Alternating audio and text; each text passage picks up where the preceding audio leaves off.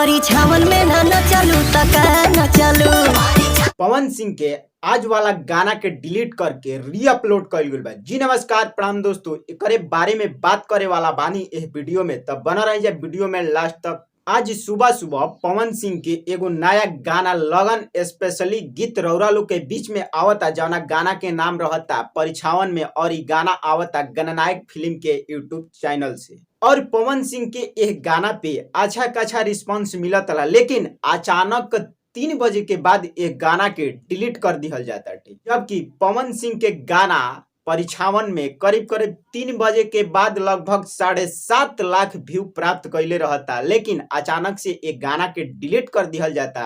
लेकिन फिर से वो गाना के लगभग 4 बजे के करीब में री अपलोड कर जाता, यानी कि दोबारा से वो गाना के अपलोड कर जाता। लेकिन एक गाना के डिलीट होके के वजह तो हमके नहीं पता। एकर वजह डिलीट होके के सिर्फ कंपनी ही बता सकती है, जना कंपनी से गाना आई रहा गणनायक फिल्म से। और कुछ खास बात हम बता दी भाई लोग कि ये गाना के डिलीट होके के मेन कारण ई बा कि ये गाना में कुछ पंच लाइन और कुछ पुराना पारंपरिक धुन टाइप के मिलत ला, जौन की पहले एगो खेसारी लाल यादव के गाना आई रहे छठ के, वही गाना से कुछ म्यूजिक मैच करता, तो हो सकता कि कॉपीराइट क्लेम आ गल हो, यही के वजह से एक गाना के डिलीट करके फिर से रीअपलोड कइल गइल बा।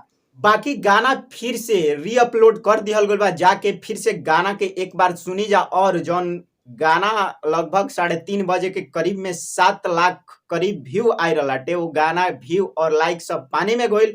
और गाना के मेन डिलीट करे के कारण ये हुई कि कॉपीराइट क्लेम आयल हुई, और कॉपीराइट क्लेम आ जाई तो जौना गाना जौना म्यूजिक से मिलत रही, यानी कि वो कंपनी के पैसा ओकरा भी खुद जाई। तो एक वजह से गणनायक फिल्म एक गाना के डिलीट करके फिर से रीअपलोड कैले बा, कुछ सुधार करके। बाकी गाना फिर से गणनायक फिल्म के यूट्यूब चैनल से आ गल बाटे परिछावन में पवन सिंह के। तो जाके एक बार गाना के जरूर सुनी जा।